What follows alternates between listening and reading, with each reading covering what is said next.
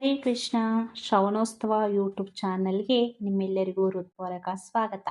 ಈ ಚಾನಲ್ನಲ್ಲಿ ಅಂತಾರಾಷ್ಟ್ರೀಯ ಕೃಷ್ಣ ಪ್ರಜ್ಞಾ ಸಂಘದ ಸಂಸ್ಥಾಪಕರು ಮತ್ತು ಆಚಾರ್ಯರು ಆದ ಶ್ರೀಮದ್ ಎಸಿ ಭಕ್ತಿವೇದಾಂತ ಸ್ವಾಮಿ ಶ್ರೀಲ ಪ್ರಭುಪಾದರವರು ಬರೆದಿರುವ ಎಲ್ಲ ಪುಸ್ತಕಗಳನ್ನು ನಾವು ಕನ್ನಡದಲ್ಲಿ ನಿಮ್ಮೊಂದಿಗೆ ಹಂಚಿಕೊಳ್ಳಲಾಗುತ್ತಿದ್ದೇವೆ.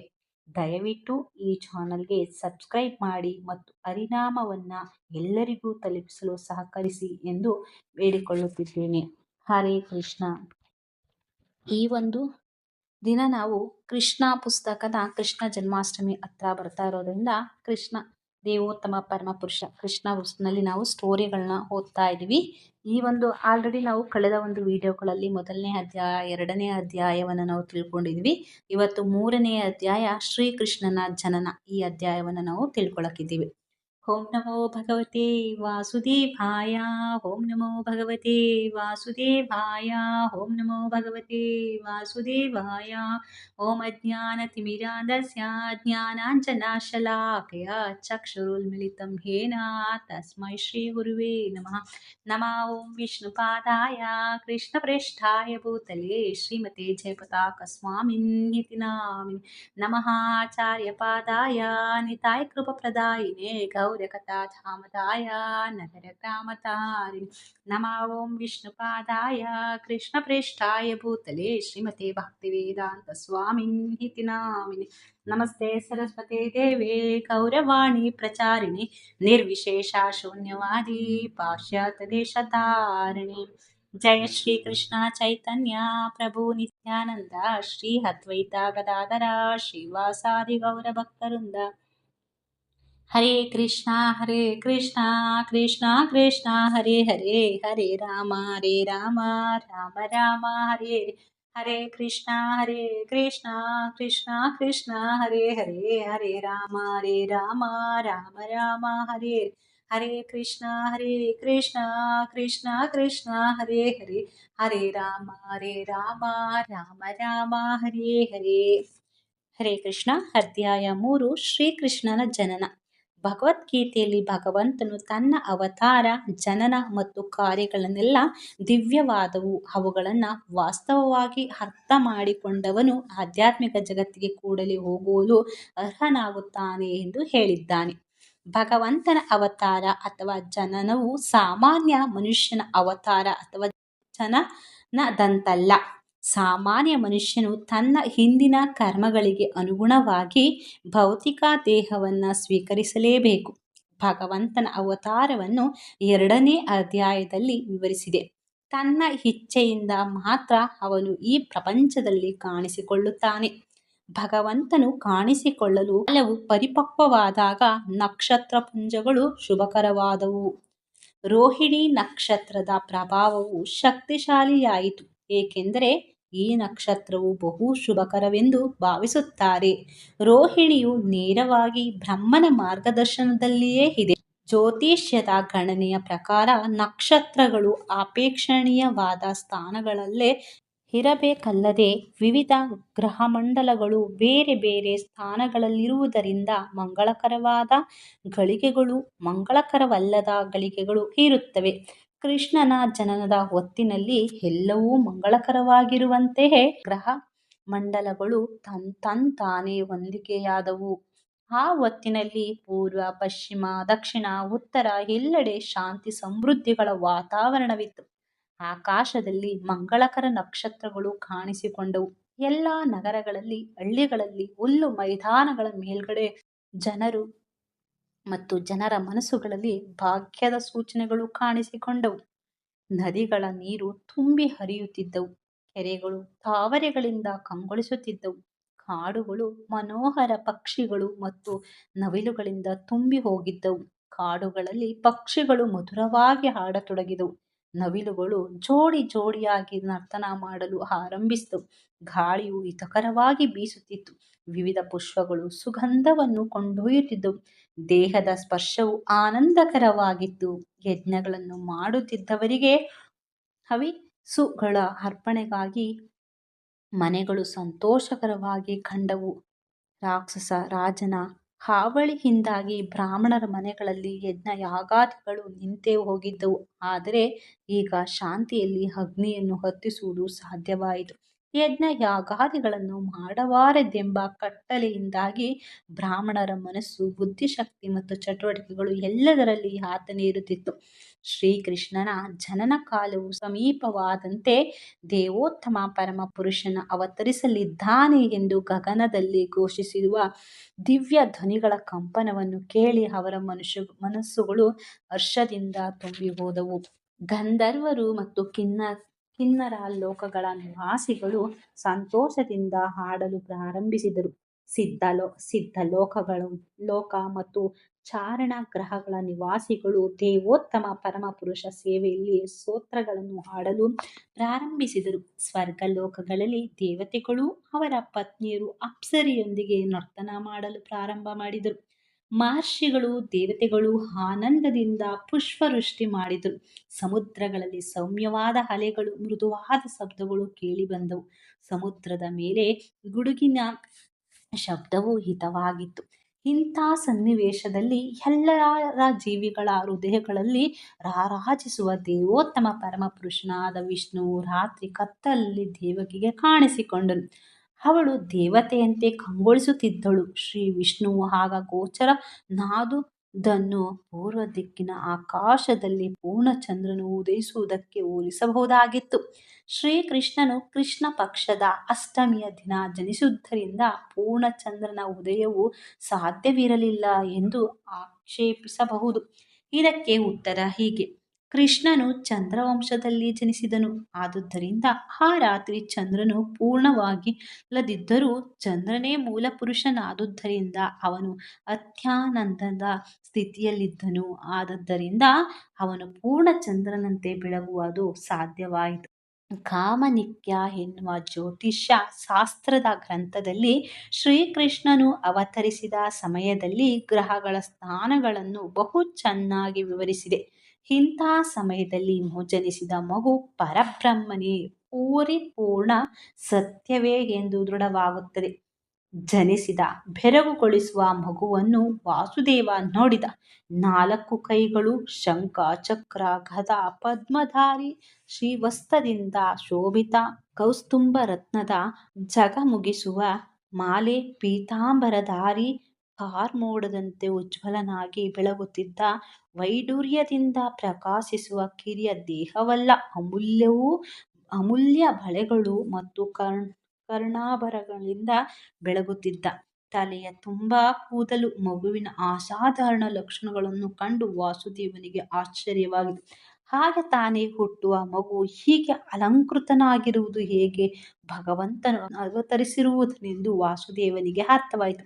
ತಡೆಯಲಾಗದ ಹರ್ಷ ಉಕ್ಕಿತು. ತಾನು ಭೌತಿಕ ಪ್ರಕೃತಿಯಿಂದ ಬದ್ಧನಾದ ಸಾಮಾನ್ಯ ಮನುಷ್ಯ, ಕಂಸನ ಸೆರೆಮನೆಯಲ್ಲಿರುವವನು. ತನ್ನ ಮನೆಯಲ್ಲಿ ಸರ್ವಾಂತರ್ಯಾಮಿ ಪರಮ ಪುರುಷನು ತನ್ನ ದಿವ್ಯ ಮಂಗಳ ರೂಪದಲ್ಲಿ ಮಗುವಾಗಿ ಅವತರಿಸಿದ್ದಾನೆ ಎಂದು ವಾಸುದೇವನಿಗೆ ಆಶ್ಚರ್ಯವಾಯಿತು. 4 ಕೈಗಳಿದ್ದು ಆಭರಣಗಳಿಂದ ಅಲಂಕೃತವಾಗಿ ಸೊಗಸಾದ ಬಟ್ಟೆಯುಟ್ಟ ದೇವೋತ್ತಮ ಪರಮಪುರುಷನ ಸಕಲ ಲಕ್ಷಣಗಳನ್ನೊಡಗೂಡಿ ಭೂಲೋಕದ ಯಾವ ಮಗುವು ಹುಟ್ಟಲು ಸಾಧ್ಯವಿಲ್ಲ. ಮತ್ತೆ ವಾಸುದೇವನು ಮಗುವನ್ನು ನೋಡಿದನು. ಈ ಮಂಗಳ ಸಮಯವನ್ನು ಸಂತೋಷದಿಂದ ಆಚರಿಸುವುದು ಹೇಗೆ ಎಂದು ಯೋಚಿಸಿದನು. ನೊಂದುಕೊಂಡ. ಸಾಮಾನ್ಯವಾಗಿ ಗಂಡು ಮಗು ಹುಟ್ಟಿದಾಗ ಸಂಭ್ರಮದಿಂದ ಜನ ಅದನ್ನು ಆಚರಿಸುತ್ತಾರೆ. ನಾನು ಸೆರೆಯಾಳಾಗಿದ್ದರೂ ದೇವೋತ್ತಮ ಪರಮಪುರುಷನು ನನ್ನ ಮನೆಯಲ್ಲಿ ಜನಿಸಿದ್ದಾನೆ. ಈ ಮಂಗಳ ಘಟನೆಯನ್ನು ಎಷ್ಟು ಕೋಟಿ ಬಾರಿ ಆಚರಿಸಲು ನಾನು ಸಿದ್ಧನಾಗಬೇಕು. ವಾಸುದೇವನಿಗೆ ಅನಕ ದುಂದುಭಿ ಎಂದು ಹೆಸರು. ಅವನು ನವಜಾತ ಶಿಶುವನ್ನು ನೋಡುತ್ತಿದ್ದಾಗ ಬಹಳ ಸಂತೋಷವಾಯಿತು. ಅವನಿಗೆ ಬ್ರಾಹ್ಮಣರಿಗೆ ಲಕ್ಷಾಂತರ ಗೋವುಗಳನ್ನು ದಾನ ಮಾಡಬೇಕೆನಿಸಿತು. ವೈದ್ಯಕೀಯ ಪದ್ಧತಿಯಂತೆ ಕ್ಷತ್ರಿಯ ರಾಜನ ಅರಮನೆಯಲ್ಲಿ ಶುಭ ಕಾರ್ಯಗಳನ್ನು ನಡೆದಾಗಲೆಲ್ಲ ಅನೇಕ ಬಗೆಯ ದಾನಗಳನ್ನು ಮಾಡುತ್ತಾರೆ. ಬಂಗಾರದ ಆಭರಣಗಳಿಂದ ಅಲಂಕೃತವಾದ ಗೋವುಗಳನ್ನು ಬ್ರಾಹ್ಮಣರಿಗೆ, ಋಷಿಗಳಿಗೂ ಕೊಡುತ್ತಾರೆ. ವಾಸುದೇವನು ಕೃಷ್ಣನ ಅವತಾರದ ಉತ್ಸವವನ್ನು ಮಾಡಲು ದಾನ ಸಮಾರಂಭವನ್ನು ನಡೆಸಬೇಕೆಂದು ಬಯಸಿದ. ಆದರೆ ಕಂಸನ ಸೆರೆಮನೆಯಲ್ಲಿ ಬಂಧಿತನಾಗಿದ್ದರಿಂದ ಇದು ಸಾಧ್ಯವಾಗಲಿಲ್ಲ. ಅದರ ಬದಲು ತನ್ನ ಮನಸ್ಸಿನಲ್ಲಿಯೇ ಬ್ರಾಹ್ಮಣರಿಗೆ ಸಾವಿರಾರು ಗೋಗಳನ್ನು ದಾನ ಮಾಡಿದನು. ಆಗ ತಾನೇ ಜನಿಸಿದ ಮಗುವು ದೇವೋತ್ತಮ ಪರಮ ಪುರುಷನೇ ಎಂದು ವಾಸುದೇವನಿಗೆ ಖಚಿತವಾದಾಗ ಕೈ ಮುಗಿದು ಪ್ರಣಾಮ ಮಾಡಿ ಸೂತ್ರ ಮಾಡಲು ಪ್ರಾರಂಭಿಸಿದನು. ಆ ಸಮಯದಲ್ಲಿ ವಾಸುದೇವನು ಯೋಗ ವ್ಯವಸ್ಥೆಯಲ್ಲಿದ್ದನು. ಕಂಸನ ಭಯವು ಎಳ್ಳಷ್ಟು ಇರಲಿಲ್ಲ. ಕೊಠಡಿಯಲ್ಲಿ ಆಗ ತಾನೇ ಹುಟ್ಟಿದ ಮಗುವು ಪ್ರಭೆಯನ್ನ ಸೂಸುತ್ತಿತ್ತು. ವಾಸುದೇವನು ಪ್ರಭುವನ್ನು ಸ್ತುತಿಸಲು ಪ್ರಾರಂಭಿಸಿದನು. ಪ್ರಭು, ನೀನು ಯಾರೆಂದು ನಾನು ಅರಿಯಬಲ್ಲೆ. ನೀನು ದೇವೋತ್ತಮ ಪರಮ ಪುರುಷನು, ಎಲ್ಲಾ ಜೀವಿಗಳಿಗೂ ಪರಮಾತ್ಮನು, ಪರಿಶುದ್ಧ ಸತ್ಯನು. ನಾನು ನೇರವಾಗಿ ಕಾಣುವ ನಿನ್ನ ಶಾಶ್ವತ ರೂಪದಲ್ಲಿ ಕಾಣಿಸಿಕೊಂಡಿದ್ದೇನೆ. ನಾನು ಕಂಸನಿಗೆ ಭಯಪಡುವುದರಿಂದ ಆ ಭಯದಿಂದ ನನ್ನನ್ನು ಕಾಪಾಡಲು ನೀನು ಬಂದಿದ್ದೀಯೆ ಎಂದು ನಾನು ಅರ್ಥ ಮಾಡಿಕೊಳ್ಳಬಲ್ಲೆ. ನೀನು ಭೌತಿಕ ಜಗತ್ತಿನಲ್ಲಿ ಸೇರಿದವನಲ್ಲ. ಭೌತಿಕ ಪ್ರಕೃತಿಯನ್ನು ಕೆಳಗಣ್ಣಿನಿಂದ ನೋಡಿದ ಮಾತ್ರದಿಂದಲೇ ಬ್ರಹ್ಮಾಂಡವನ್ನು ಸೃಷ್ಟಿಸಬಲ್ಲವನು ನೀನೆ. ಕೆಳಗಣ್ಣಿನಿಂದ ನೋಡಿದ ಮಾತ್ರದಿಂದಲೇ ಬ್ರಹ್ಮಾಂಡವನ್ನು ಸೃಷ್ಟಿಸಬಲ್ಲ ದೇವೋತ್ತಮ ಪರಮ ಪುರುಷನು ವಾಸುದೇವನ ಪತ್ನಿ ದೇವಕಿಯ ಗರ್ಭದಲ್ಲಿ ಬರಲಾರ ಎಂದು ಅಪೇಕ್ಷಿಸಬಹುದು. ಈ ವಾದವನ್ನ ತಳ್ಳಿ ಹಾಕಲು ವಸುದೇವನು ಹೀಗೆ ಪ್ರಾರ್ಥಿಸಿದನು. ಪ್ರಿಯ ಪ್ರಭು, ನೀನು ದೇವಕಿಯ ಗರ್ಭದಲ್ಲಿ ಕಾಣಿಸಿಕೊಂಡಿದ್ದು ಆಶ್ಚರ್ಯಕರವಾದ ಸಂಗತಿಯೇನಲ್ಲ. ಏಕೆಂದರೆ ಸೃಷ್ಟಿಯು ಆದದ್ದು ಇದೇ ರೀತಿಯಲ್ಲಿ. ನೀನು ಮಹಾವಿಷ್ಣುವಾದ ಕಾರಣ ಸಮುದ್ರದಲ್ಲಿ ಮಲಗಿದ್ದೆ. ನಿನ್ನ ಉಸಿರಾಟದಿಂದಲೇ ಅಸಂಖ್ಯಾತ ವಿಶ್ವಗಳು ಸೃಷ್ಟಿಯಾದವು. ಆ ನಂತರ ನೀನು ಗರ್ಭೋದಕ ಶಾಯಿ ವಿಷ್ಣು ಆಗಿ ಪ್ರತಿಯೊಂದು ವಿಶ್ವವನ್ನು ಪ್ರವೇಶಿಸಿದೆ. ಆ ನಂತರ ಕ್ಷೀರೋದಕ ಶಾಯಿ ವಿಷ್ಣುವಾಗಿ ನೀನು ವಿಸ್ತಾರಗೊಂಡೆ. ಎಲ್ಲಾ ಜೀವಿಗಳ ಹೃದಯವನ್ನ ಪ್ರವೇಶಿಸಿದೆ, ಅಣುಗಳನ್ನ ಒಳಹೊಕ್ಕೆ. ಆದುದರಿಂದ ನೀನು ದೇವಕಿಯ ಗರ್ಭವನ್ನು ಪ್ರವೇಶಿಸುವುದನ್ನು ಹೀಗೆ ಅರ್ಥ ಮಾಡಿಕೊಳ್ಳಬೇಕು. ನೀನು ಪ್ರವೇಶಿಸಿರುವಂತೆ ಕಾಣುತ್ತೀಯ. ಅದೇ ಸಮಯದಲ್ಲಿ ಸರ್ವಾಂತರಯಾಮಿಯಾಗಿದ್ದೇ. ಪ್ರಾಪಂಚಿಕ ನಿರ್ದೇಶಗಳಿಂದ ನೀನು ಪ್ರವೇಶಿಸುವುದನ್ನು ನಿರ್ಗಮಿಸುವುದನ್ನು ನಾವು ಅರಿಯಬಹುದು. 16 ಅಂಶಗಳ ಭಾಗವಾದ ನಂತರವೂ ಒಟ್ಟು ಭೌತಿಕ ಶಕ್ತಿಯು ಮೊದಲಿನಂತೆಯೇ ಉಳಿಯುತ್ತದೆ. ಭೌತಿಕ ಶರೀರವು ಪೃಥ್ವಿ, ಅಪ್ಪು, ತೇಜಸ್ಸು, ಆಕಾಶ ಮತ್ತು ವಾಯುಗಳೆಂಬ ಪಂಚಭೂತಗಳು ಸೇರಿ ಆಗಿರುವುದಲ್ಲದೆ ಬೇರೆಯಲ್ಲ. ಭೌತಿಕ ಶರೀರವು ಇದ್ದೆಡೆಯಲ್ಲೇ ಇಂತಹ ಅಂಶಗಳು ಹೊಸದಾಗಿ ಸೃಷ್ಟಿಸಿದಂತೆ ಕಾಣುತ್ತದೆ, ಆದರೆ ಅವು ಆಗಲೇ ದೇಹದ ಹೊರಗೆ ಅಸ್ತಿತ್ವದಲ್ಲಿದ್ದವು. ಹೀಗೆಯೇ ನೀನು ದೇವಕಿ ಗರ್ಭದಲ್ಲಿ ಕಾಣಿಸಿಕೊಂಡರೂ ನೀನು ಹೊರಗಡೆಯೇ ಇದ್ದೀಯೆ.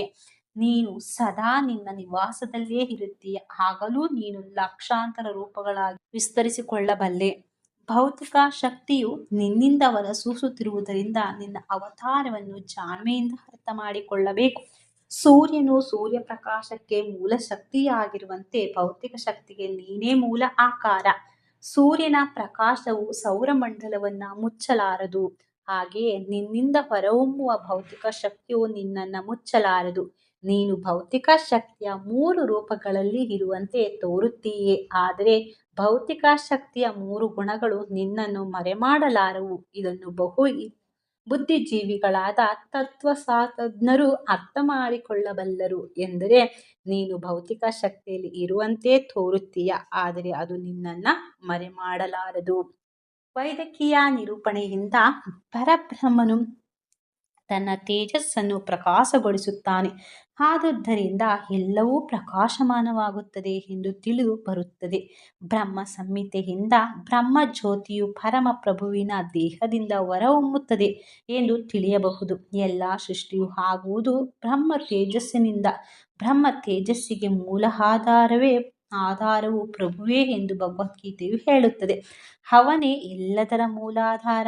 ಆದರೆ ಮಂದಬುದ್ಧಿಯವರು ದೇವೋತ್ತಮ ಪರಮ ಪುರುಷನು ಭೌತಿಕ ಜಗತ್ತಿಗೆ ಬಂದಾಗ ಅವನು ಭೌತಿಕ ಗುಣಗಳನ್ನು ಸ್ವೀಕರಿಸುತ್ತಾನೆ ಎಂದು ಭಾವಿಸುತ್ತಾರೆ.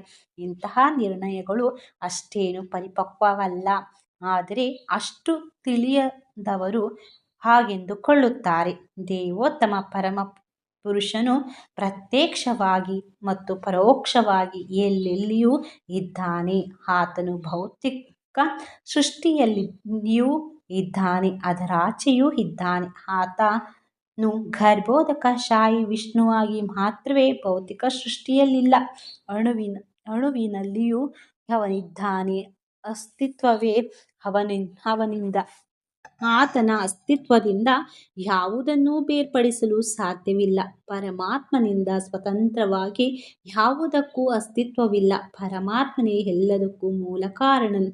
ಆದುದರಿಂದ ಅವನನ್ನು ಹುಡುಕಿ ಕಂಡುಕೊಳ್ಳಬೇಕು ಎಂದು ವೇದಗಳು ಆದೇಶಿಸಿವೆ. ಆದುದರಿಂದ ಭೌತಿಕ ಹೊರರೂಪವು ಅವನ ಶಕ್ತಿ ಅಭಿವ್ಯಕ್ತಿಯೇ. ಜಡವಸ್ತುವೋ ಜೀವಂತ ಶಕ್ತಿಯೋ ಅವನಿಂದ ಹೊರಹೊಮ್ಮುತ್ತದೆ. ಪರಮಪ್ರಭುವು ಅವತರಿಸಿದಾಗ ಅವನು ಜಡವಸ್ತುವಿನ ಸ್ಥಿತಿಮಿತಿಗಳನ್ನು ಸ್ವೀಕರಿಸುತ್ತಾನೆ ಎಂದು ಬುದ್ಧಿ ಇಲ್ಲದವರು ಮಾತ್ರ ಭಾವಿಸುತ್ತಾರೆ. ಭೌತಿಕ ಶರೀರದ ಸ್ಥಿತಿಮಿತಿಗಳನ್ನು ಅವನು ಒಪ್ಪಿಕೊಂಡಂತೆ ಕಂಡರೂ ಭೌತಿಕ ಸ್ಥಿತಿಮಿತಿಗಳಿಗೆ ಅವನು ಒಳಗಾಗುವುದಿಲ್ಲ. ಆದುದರಿಂದ ಹೀಗೆ ದೇವೋತ್ತಮ ಪರಮಪುರುಷನ ಅವತಾರ ಮತ್ತು ಅಂತರ್ಧಾನಗಳನ್ನು ಕುರಿತ ಎಲ್ಲ ಅಪರಿಪೂರ್ಣ ನಿರ್ಣಯಗಳನ್ನು ತಾನು ಅವತರಿಸಿ ವಿಫಲಗೊಳಿಸಿದ್ದಾನೆ. ಪ್ರಭುವೇ, ನಿನ್ನ ಅವತಾರ ಇರುವ ಮತ್ತು ಅಂತರ್ಧಾನಗಳು ಭೌತಿಕ ಗುಣಗಳ ಪ್ರಭಾವವನ್ನು ಮೀರಿದ್ದವು. ನೀನು ಎಲ್ಲವನ್ನೂ ನಿಯಂತ್ರಿಸುತ್ತೀಯೆ. ನೀನು ಎಲ್ಲಕ್ಕೂ ಆಶ್ರಯ. ಆದುದರಿಂದ ನಿನ್ನಲ್ಲಿ ಊಹಾತೀತವಾದುದು ಅಥವಾ ಪರಸ್ಪರ ವಿರುದ್ಧವಾದುದು ಏನೂ ಇಲ್ಲ. ನೀನೇ ಹೇಳಿರುವಂತೆ ಭೌತಿಕ ಪ್ರಕೃತಿಯು ನಿನ್ನ ಮೇಲ್ವಿಚಾರಣೆಯಲ್ಲಿ ಕೆಲಸ ಮಾಡುತ್ತದೆ.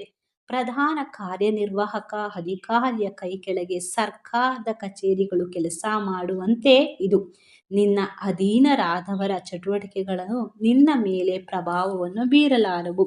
ಪರಬ್ರಹ್ಮನು ಎಲ್ಲ ಇಂದ್ರಿಯ ಗೋಚರ ಘಟನೆಗಳು ನಿನ್ನಲ್ಲಿವೆ. ಭೌತಿಕ ಪ್ರಕೃತಿಯ ಎಲ್ಲ ಆಗುಹೋಗುಗಳನ್ನು ನೀನು ನಿಯಂತ್ರಿಸುತ್ತಿದ್ದೀಯೆ. ನಿನಗೆ ಶುಕ್ಲ ಎಂದು ಹೆಸರು. ಶುಕ್ಲ ಅಥವಾ ಬಿಳಿಯ ಬಣ್ಣವು ಪರಮಸತ್ಯದ ಸಂಕೇತ. ಭೌತಿಕ ಗುಣಗಳಿಂದ ಅದು ಬದಲಾಗದು. ಬ್ರಹ್ಮದೇವನು ರಕ್ತ ಅಥವಾ ಕೆಂಪು, ಏಕೆಂದರೆ ಬ್ರಹ್ಮನು ಸೃಷ್ಟಿಯಾಗಿ ರಜೋಗುಣದ ಸಂಕೇತ. ಶಿವನಿಗೆ ತಮೋಗುಣ ನಿರ್ವಹಣೆ ವಹಿಸಲಾಗಿದೆ, ಏಕೆಂದರೆ ಆತನು ಸೃಷ್ಟಿಯ ಲಯಕ್ಕೆ ಕಾರಣನು. ಈ ಬ್ರಹ್ಮಾಂಡದ ಸೃಷ್ಟಿ ಸ್ಥಿತಿ ಲಯಗಳನ್ನು ನಿನ್ನ ಶಕ್ತಿಗಳು ನಿರ್ವಹಿಸುತ್ತವೆ. ಆದರೆ ಆ ಗುಣಗಳಿಂದ ನಿನ್ನ ಮೇಲೆ ಯಾವ ಪರಿಣಾಮವೂ ಆಗದು. ವೇದಗಳು ದೃಢಪಡಿಸುವಂತೆ ಹರಿರ್ ಈ ನಿರ್ಗುಣ ಸಾಕ್ಷಾತ್ ದೇವೋತ್ತಮ ಪರಮಪುರುಷನು ಯಾವಾಗಲೂ ಎಲ್ಲ ಭೌತಿಕ ಗುಣಗಳಿಂದ ಮುಕ್ತನು. ಪರಮಪ್ರಭುವಿನಲ್ಲಿ ವ್ಯಕ್ತಿತ್ವದಲ್ಲಿ ರಜೋಗುಣ ಮತ್ತು ತಮೋಗುಣಗಳಿಗೆ ಎಡೆ ಇಲ್ಲ ಎಂದು ಹೇಳಿದ. ಪ್ರಭುವೇ, ನೀನು ಪರಮ ನಿಯಂತ್ರಕ, ದೇವೋತ್ತಮ ಪರಮಪುರುಷ ಶ್ರೇಷ್ಠ. ಈ ಬ್ರಹ್ಮಾಂಡದ ಅಭಿವ್ಯಕ್ತಿಯ ವ್ಯವಸ್ಥೆಯನ್ನು ಉಳಿಸುವವನು ನೀನು. ಪರಮ ನಿಯಂತ್ರಕನಾದರೂ ಕೃಪೆಯಿಂದ ತನ್ನ ಮನೆಯಲ್ಲಿ ಅವತರಿಸಿದ್ದೀಯೆ. ನಿನ್ನ ಅವತಾರ ಉದ್ದೇಶವು ರಾಜನ ವೇಷದಲ್ಲಿದ್ದು ವಾಸ್ತವವಾಗಿ ರಾಕ್ಷಸನಾಗಿರುವವರನ್ನು ರಾಕ್ಷಸೀಯ ಶಕ್ತಿಗಳ ಹಿಂಬಾಲಕರನ್ನು ಸಂಹರಿಸಲು, ಅವರೆಲ್ಲರನ್ನು ಮತ್ತು ಅವರ ಅನುಚರರನ್ನು ಯೋಧರನ್ನು ನೀನು ವಧಿಸುತ್ತೀಯೆ ಎಂದು ನನಗೆ ನಿಶ್ಚಯವಾಗಿ ತಿಳಿದಿದೆ. ಅನಾಗರಿಕ ಕಂಸನು ಅವನ ಹಿಂಬಾಲಕರನ್ನು ಕೊಲ್ಲಲು ನೀನು ಕಾಣಿಸಿಕೊಂಡಿದ್ದೀಯೆ ಎಂದು ನನಗೆ ತಿಳಿದಿದೆ. ಅವನನ್ನು ಅವನ ಅನುಚರರನ್ನು ಕೊಲ್ಲಲು ನೀನು ಅವತರಿಸಿಯೆ ಎಂದು ತಿಳಿದು ಅವನು ಆಗಲೇ ನಿನಗಿಂತ ಮೊದಲು ಹುಟ್ಟಿದ ನಿನ್ನ ಅಣ್ಣಂದಿರನ್ನು ಕೊಂದಿದ್ದಾನೆ. ನಿನ್ನ ಜನನದ ಸುದ್ದಿಗಷ್ಟೇ ಕಾದಿದ್ದಾನೆ. ಸುದ್ದಿಯು ತಿಳಿಯುತ್ತಲೇ ನಿನ್ನನ್ನು ಕೊಲ್ಲಲು ಎಲ್ಲ ಆಯುಧಗಳ ಸಮೇತನಾಗಿ ಅವನು ಕಾಣಿಸಿಕೊಳ್ಳುತ್ತಾನೆ. ವಸುದೇವನು ಹೀಗೆ ಸ್ತುತಿಸಿದ ನಂತರ ಕೃಷ್ಣ ತಾಯಿ ದೇವಕಿಯ ಪ್ರಾರ್ಥನೆ ಮಾಡಿದಳು. ತನ್ನ ಅಣ್ಣ ಕಂಸನ ಕ್ರೂರ ಕೃತ್ಯಗಳಿಂದ ಅವಳು ಹೆದರಲಿದ್ದಾಳೆ. ದೇವಕಿಯು ಹೀಗೆಂದಳು: ಪ್ರಿಯ ಪ್ರಭುವೇ, ನಾರಾಯಣ, ಶ್ರೀರಾಮ, ಶೇಷ, ವಾರಹ, ನರಸಿಂಹ, ವಾಮನ, ಬಲದೇವ ಮತ್ತು ವಿಷ್ಣುವಿನಿಂದ ವಿಸ್ತರಿಸುವ ಲಕ್ಷಾಂತರ ಇಂತಹ ಅವತಾರಗಳು ನಿನ್ನ ಅನಂತ ರೂಪಗಳು, ಮೂಲ ರೂಪಗಳು ಎಂದು ವೈದಿಕೀಯ ಸಾಹಿತ್ಯ ಹೇಳುತ್ತದೆ. ಅವು ಮೂಲ ರೂಪ, ಏಕೆಂದರೆ ಅವತಾರಗಳಾದ ನಿನ್ನ ಎಲ್ಲ ರೂಪಗಳು ಈ ಭೌತ ಸೃಷ್ಟಿಯಾಚೆ ಇವೆ. ಬ್ರಹ್ಮಾಂಡವು ಸೃಷ್ಟಿಯಾಗುವ ಮೊದಲೇ ನಿನ್ನ ರೂಪವು ಅಸ್ತಿತ್ವದಲ್ಲಿತ್ತು. ನಿನ್ನ ರೂಪಗಳು ಶಾಶ್ವತ ಮತ್ತು ಸರ್ವಾಂತರ್ಯಾಮಿ. ಅವು ಸ್ವಯಂ ಪ್ರಭಾವಾನ್ವಿತವಾದವು, ಎಂದೂ ಬದಲಾಗವು. ಭೌತಿಕ ಗುಣಗಳಿಂದ ಮೈಲುಗೈಯಾಗದವು. ಇಂಥ ನಿತ್ಯ ರೂಪಗಳ ಚಿನ್ಮಯವಾದುದವು ಮತ್ತು ಆನಂದಮಯವಾದವು. ಶುದ್ಧ ಸತ್ವದಲ್ಲಿರುವವು. ವಿವಿಧ ಲೀಲೆಗಳಲ್ಲಿ ಸದಾ ತೊಡಗಿರುವವು. ನೀನು ಒಂದೇ ರೂಪಕ್ಕೆ ಮಿತಿಗೊಂಡವನಲ್ಲ. ಇಂತಹ ನಿತ್ಯ ದಿವ್ಯ ರೂಪಗಳ ಸ್ವಯಂ ಪೂರ್ಣವಾದವು. ನೀನು ಪರಮಪುರುಷ ವಿಷ್ಣು ಎನ್ನುವುದನ್ನು ಅರ್ಥ ಮಾಡಿಕೊಳ್ಳಬಲ್ಲೆ. ಲಕ್ಷಾಂತರ ವರ್ಷಗಳ ನಂತರ ಬ್ರಹ್ಮನು ತನ್ನ ಜೀವನದ ಕೊನೆಗೆ ಬಂದಾಗ ಆ ಬ್ರಹ್ಮಾಂಡವು ನಾಶವಾಗುತ್ತದೆ. ಆಗ ಪೃಥ್ವಿ, ಅಪ್ಪು, ತೇಜಸ್ಸು, ವಾಯು, ಆಕಾಶಗಳೆಂಬ ಪಂಚಮಹಾಭೂತಗಳು ಮಹತ್ತತ್ವವನ್ನು ಸೇರುತ್ತವೆ. ಕಾಲದ ಶಕ್ತಿಯಿಂದಾಗಿ ಮಹತ್ತತ್ವವು ಅವ್ಯಕ್ತವಾದ ಒಟ್ಟು ಭೌತಿಕ ಚೈತನ್ಯವನ್ನು ಪ್ರವೇಶಿಸುತ್ತದೆ. ಒಟ್ಟು ಭೌತಿಕ ಚೈತನ್ಯವು ಚೈತನ್ಯ ಪ್ರಧಾನವನ್ನು ಪ್ರವೇಶಿಸುತ್ತದೆ. ಪ್ರಧಾನವು ನಿನ್ನನ್ನು ಪ್ರವೇಶಿಸುತ್ತದೆ. ಆದುದರಿಂದ ಇಡೀ ಬ್ರಹ್ಮಾಂಡ ಪ್ರಳಯವಾದ ನಂತರ ನೀನು ದಿವ್ಯ ನಾಮ ರೂಪ ಗುಣ ಮತ್ತು ಸಕಲ ಸಜ್ಜನರೊಡನೆ ನೀನೊಬ್ಬನೇ ಉಳಿಯುತ್ತೀಯೆ. ಪ್ರಭು, ನೀನು ಅವ್ಯಕ್ತ ಭೌತಿಕ ಜೀವನವನ್ನು ನಿರ್ದೇಶಿಸುವವನು. ಭೌತಿಕ ಪ್ರಕೃತಿಗೆ ಕಟ್ಟಕಡೆಯ ಆಶ್ರಯವನು. ಆದುದರಿಂದ ನಿನಗೆ ಭಕ್ತಿಪೂರ್ವಕ ನಮನಗಳು. ಪ್ರಭುವೇ, ವರ್ಷದ ಆರಂಭದಲ್ಲಿ ಈ ವರ್ಷ ಸಮಸ್ತ ಬ್ರಹ್ಮಾಂಡವು ಕಾಲದ ಪ್ರಭಾವಕ್ಕೆ ಒಳಗಾಗಿದೆ. ಎಲ್ಲರೂ ನಿನ್ನ ನಿರ್ದೇಶನದಲ್ಲಿ ಕೆಲಸ ಮಾಡುತ್ತಾರೆ. ಎಲ್ಲದರ ಮೂಲ ನಿರ್ದೇಶಕ ನೀನು. ಎಲ್ಲ ಪ್ರಬಲ ಚೈತನ್ಯಗಳ ಆಗರ ನೀನು. ಆದುದರಿಂದ ಪ್ರಭುವೇ, ಉಗ್ರಸೇನ ನಾಮಕ ಕಂಸನಿಂದ ನನ್ನನ್ನು ರಕ್ಷಿಸು ಎಂದು ನಿನ್ನನ್ನು ಬೇಡುತ್ತೇನೆ. ಈ ಭಯಂಕರ ಸ್ಥಿತಿಯಿಂದ ನನ್ನನ್ನು ದಯವಿಟ್ಟು ಪಾರು ಮಾಡು ಎಂದು ಬೇಡುತ್ತೇನೆ. ಏಕೆಂದರೆ ನಿನ್ನ ಸೇವಕರನ್ನು ರಕ್ಷಿಸಲು ನೀನು ಸದಾ ಸಿದ್ಧನಾಗಿರುತ್ತೀಯ. ಭಗವದ್ಗೀತೆಯಲ್ಲಿ ಭಗವಂತನು ಅರ್ಜುನನಿಗೆ, ನನ್ನ ಭಕ್ತರಿಗೆ ಎಂದೂ ಸೋಲಿಲ್ಲ, ಇದನ್ನು ನೀನು ಜಗತ್ತಿಗೆ ಸಾರಬಹುದು ಎಂದು ಹೇಳಿ ಈ ಮಾತನ್ನು ದೃಢಪಡಿಸಿದ್ದೀಯ. ಹೀಗೆ ಪ್ರಭುವಿಗೆ ತನ್ನನ್ನು ಕಾಪಾಡುವಂತೆ ಪ್ರಾರ್ಥನೆ ಮಾಡುತ್ತಲೇ ದೇವಕಿಯು ತನ್ನ ಮಾತೃ ವಾತ್ಸಲ್ಯವನ್ನು ತೃಪ್ತಿಪಡಿಸಿದಳು. ಮಹರ್ಷಿಗಳು ಧ್ಯಾನ ವ್ಯವಸ್ಥೆಯಲ್ಲಿ ನಿನ್ನ ದಿವ್ಯ ರೂಪವನ್ನು ಕಾಣುತ್ತಾರೆ ಎಂದು ನನಗೆ ತಿಳಿದಿದೆ. ಆದರೂ ನೀನು ಅವತರಿಸಿದ್ದೀಯೆ ಎಂದು ಕಂಸನಿಗೆ ತಿಳಿಯುತ್ತಲೇ ನಿನಗೆ ಕೆಡುಕನ್ನು ಮಾಡುತ್ತಾನೆ ಎಂದು ನನಗೆ ಭಯ. ಆದುದರಿಂದ ಈಗ ಕೆಲ ಕಾಲ ನಮ್ಮ ಭೌತಿಕ ಕಣ್ಣುಗಳಿಗೆ ಕಾಣಿಸಿಕೊಳ್ಳಬೇಡ ಎಂದು ಬೇಡುತ್ತೇನೆ ಎಂದರೆ ಸಾಮಾನ್ಯ ಮಗುವಿನ ರೂಪವನ್ನು ಧರಿಸುವಂತೆ ಪ್ರಭುವು ಬೇಡಿದನು. ನನ್ನ ಅಣ್ಣ ಕಂಸನನ್ನು ಕಂಡು ನಾನು ಭಯಪಡಬೇಕಾದುದು ನಿನ್ನ ಆಗಮನದ ಒಂದೇ ಕಾರಣದಿಂದ. ಪ್ರಭು ಮಧುಸೂದನ, ನೀನು ಜನಿಸಿದ್ದೀ ಎಂದು ಕಂಸನಿಗೆ ಆಗಲೇ ತಿಳಿದಿರಬಹುದು. ಆದುದರಿಂದ ವಿಷ್ಣುವಿನ 4 ಸಂಕೇತಗಳೆಂದರೆ ಶಂಖ, ಚಕ್ರ, ಗದಾ, ಪದ್ಮಗಳನ್ನು ಹಿಡಿದು ಈ 4 ಕೈಗಳನ್ನು ಕಾಣಿಸದಂತೆ ಮಾಡಬೇಕೆಂದು ಬೇಡುತ್ತೇನೆ. ಪ್ರಭು, ಬ್ರಹ್ಮಾಂಡದ ನಾಶವಾದ ನಂತರ ಇಡೀ ವಿಶ್ವವನ್ನು ನಿನ್ನ ಉದರದಲ್ಲಿ ಧರಿಸುತ್ತೀಯೆ. ಆದರೂ ನಿನ್ನ ಭಕ್ತಿ ಶುದ್ಧ ಕಾರುಣ್ಯದಿಂದ ನೀನು ನನ್ನ ಗರ್ಭದಲ್ಲಿ ಕಾಣಿಸಿಕೊಂಡಿದ್ದೀಯೆ. ನಿನ್ನ ಭಕ್ತರನ್ನು ಸಂತೋಷಪಡಿಸಲು ಸಾಮಾನ್ಯ ಮಾನವರ ಚಟುವಟಿಕೆಗಳನ್ನು ನೀನು ಅನುಕರಿಸುತ್ತೀಯೆ ಎಂದು ಕಂಡು ನನಗೆ ಅಚ್ಚರಿಯಾಗಿದೆ. ದೇವಕಿಯ ಪ್ರಾರ್ಥನೆಯನ್ನು ಕೇಳಿ ಪ್ರಭು ಹೀಗೆ ಉತ್ತರ ಹೇಳಿದನು. ಪ್ರೀತಿಯ ಮಾತೆ, ಸ್ವಯಂಭುವ ಮನುವಿನ ಯುಗದಲ್ಲಿ ನನ್ನ ತಂದೆ ವಾಸುದೇವನು ಪ್ರಜಾಪತಿಗಳಲ್ಲಿ ಒಬ್ಬನಾಗಿದ್ದನು. ಆಗ ಅವನ ಹೆಸರು ಸುತಾಪ.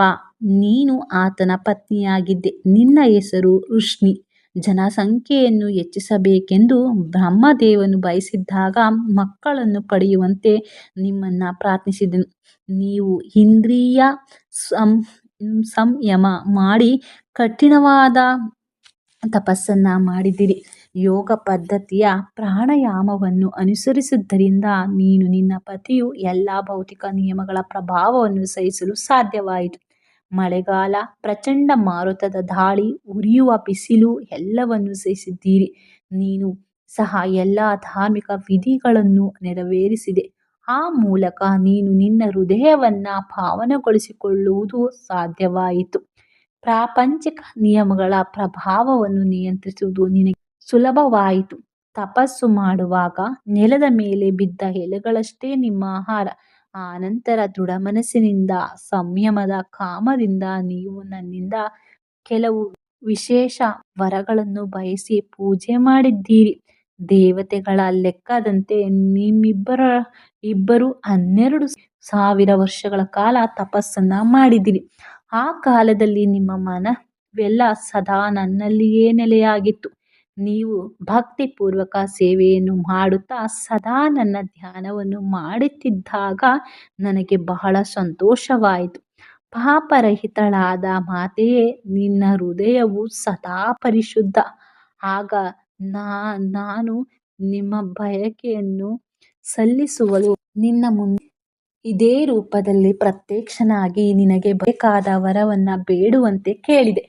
ನಾನು ನಿನ್ನ ಮಗನಾಗಿ ಹುಟ್ಟಬೇಕೆಂದು ಆಗ ನೀನು ಬಯಸಿದೆ. ನನ್ನನ್ನೇ ನೀನು ಕಣ್ಣಾರೆ ಕಂಡರೂ ಬಂಧನದಿಂದ ಮುಕ್ತಿಯನ್ನು ಬೇಡದೆ ನನ್ನ ಚೈತನ್ಯದ ಪ್ರಭಾವದಿಂದ ನಾನು ನಿನ್ನ ಮಗನಾಗಬೇಕೆಂದು ನೀನು ಬೇಡಿದೆ. ಎಂದರೆ ಈ ಭೌತ ಜಗತ್ತಿನಲ್ಲಿ ಅವತರಿಸಲು ಪ್ರಭಾವವು ತನ್ನ ತಾಯಿ ತಂದೆಯರನ್ನಾಗಿ ವೃಷ್ಣಿ ಮತ್ತು ಸುತಾಪರನ್ನು ಆವರಿಸಿಕೊಂಡಿದ್ದೆನು. ಭಗವಂತನು ಮಾನವ ರೂಪದಲ್ಲಿ ಕಾಣಿಸಿಕೊಂಡಾಗಲೆಲ್ಲ ಅವನಿಗೆ ತಂದೆ ತಾಯಿಯರಿರಬೇಕು.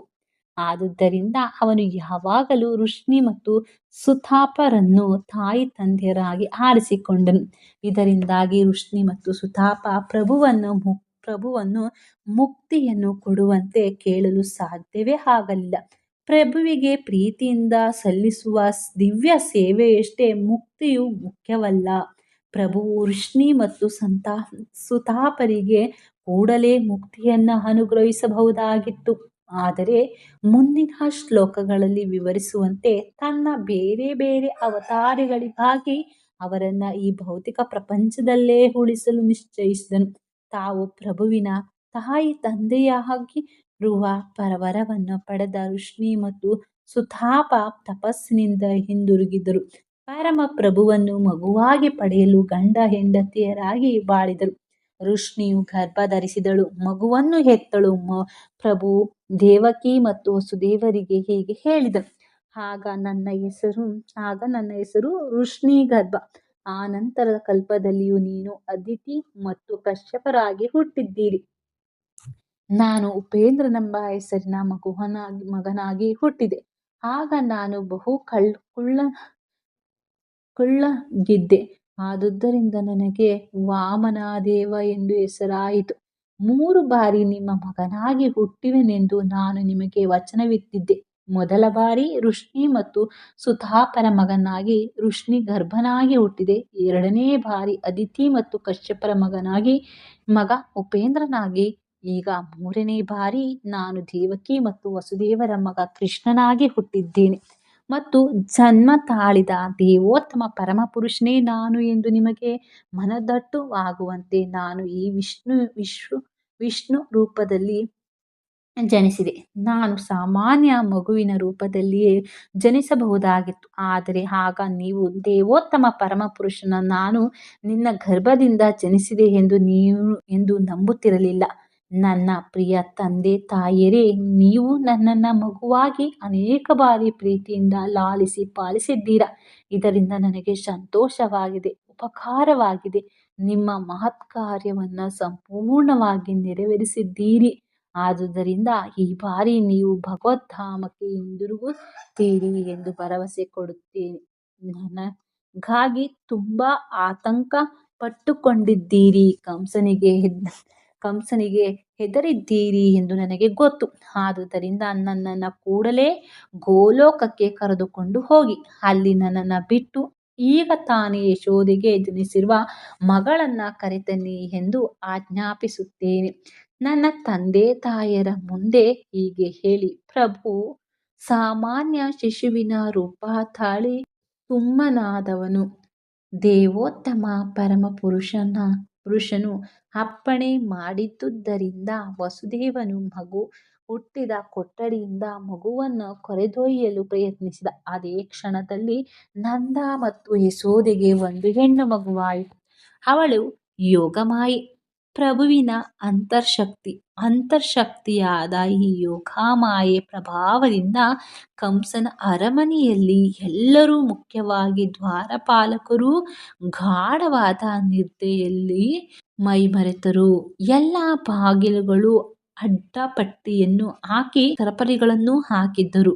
ಬಾಗಿಲುಗಳು ತೆರೆದುಕೊಂಡವು. ರಾತ್ರಿ ಕಗ್ಗತ್ತಲು. ಆದರೆ ವಸುದೇವನು ಕೃಷ್ಣನನ್ನು ಎತ್ತಿಕೊಂಡು ಹೊರಡುತ್ತಲೇ ಎಲ್ಲವೂ ಸೂರ್ಯನ ಬೆಳಕಿನಲ್ಲಿ ಕಂಡಂತೆ ಸ್ಪಷ್ಟವಾಯಿತು. ಸೂರ್ಯ ಬೆಳಕಿನಂತೆ ಕೃಷ್ಣನಿರುವೆಡೆ ಕತ್ತಲನ್ನು ಹೋಲುವ ಮಾಯಾಶಕ್ತಿ ಇರುವುದು ಸಾಧ್ಯವೇ ಇಲ್ಲ ಎಂದು ಹೇಳಿದರು. ವಾಸುದೇವನು ಕೃಷ್ಣನು ಕರೆದೊಯ್ಯುತ್ತಿದ್ದಾಗ ರಾತ್ರಿ ಕತ್ತಲು ಮಾಯವಾಯಿತು. ಸೆರೆಮನೆಯ ಬಾಗಿಲುಗಳು ತಾವೇ ತೆರೆದುಕೊಂಡವು. ಅದೇ ಕಾಲದಲ್ಲಿ ಆಕಾಶವು ಗುಡುಗಿತು. ಭಾರೀ ಮಳೆಯು ಪ್ರಾರಂಭವಾಯಿತು.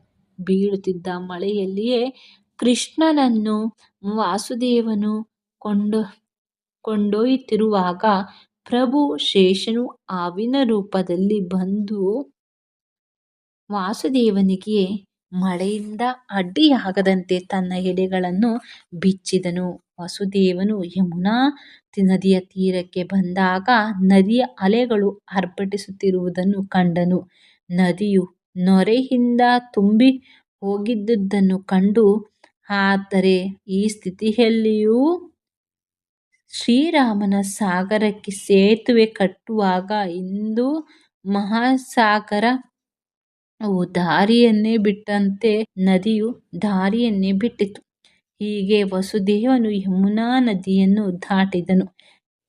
ಎದುರು ದಡವನ್ನು ಸೇರಿ ಗೋಲೋಕದಲ್ಲಿದ್ದ ನಂದ ಮಹಾರಾಜನ ಮನೆಗೆ ಹೋದನು. ಅಲ್ಲಿ ಎಲ್ಲರೂ ಗಾಢವಾದ ನಿದ್ರೆಯಲ್ಲಿದ್ದರು. ಸದ್ದಿಲ್ಲದೆ ವಾಸುದೇವನು ಯಶೋದೆಯ ಮನೆಯನ್ನು ಪ್ರವೇಶಿಸಿ ಕಷ್ಟವಿಲ್ಲದೆ ತನ್ನ ಮಗುವನ್ನು ಅಲ್ಲಿರಿಸಿ ಯಶೋದೆಯ ಮನೆಯಲ್ಲಿ ಹುಟ್ಟಿದ ಹೆಣ್ಣು ಮಗುವನ್ನು ತೆಗೆದುಕೊಂಡು ಅಲ್ಲಿಂದ ಹೊರಟನು. ಕಂಸನ ಸೆರೆಮನೆಗೆ ಹಿಂದಿರುಗಿ ಸದ್ದಿಲ್ಲದೆ ಮಗುವನ್ನು ದೇವಕಿಯ ತೊಡೆಯ ಮೇಲಿರಿಸಿದನು. ಎಷ್ಟೊಂದು ವಿಷಯಗಳಲ್ಲಿ ಬದಲಾವಣೆಯಾಗಿದೆ ಎಂದು ಕಂಸನಿಗೆ ತಿಳಿಯದಂತೆ ತಾನೇ ಸರಪಳಿಗಳನ್ನು ತೊಟ್ಟುಕೊಂಡನು. ಯಶೋದೆಗೆ ತಾನು ಮಗುವೊಂದನ್ನು ಹೆತ್ತೆ ಎಂದು ತಿಳಿದಿತ್ತು. ಆದರೆ ಹೆರಿಗೆಯ ಶ್ರಮದಿಂದ ಆಕೆ ಬಹಳ ಆಯಾಸವಾಗಿತ್ತು. ಅವಳಿಗೆ ಗಾಢವಾದ ನಿದ್ರೆ ಬಂದಿತ್ತು. ಎಚ್ಚರಿಕೆಯಾದಾಗ ಆಕೆ ತನಗೆ ಹೆತ್ತಿದ್ದು ಗಂಡು ಮಗುವನ್ನೋ ಹೆಣ್ಣು ಮಗುವನ್ನೋ ಎಂದು ನೆನಪಿರಲಿಲ್ಲ. ಶ್ರೀಕೃಷ್ಣ ಜನನ ಎನ್ನುವ 3ನೇ ಅಧ್ಯಾಯದ ಭಕ್ತಿ ವೇದಾಂತ ಭಾವಾರ್ಥ ಇಲ್ಲಿಗೆ ಮುಗಿಯಿತು.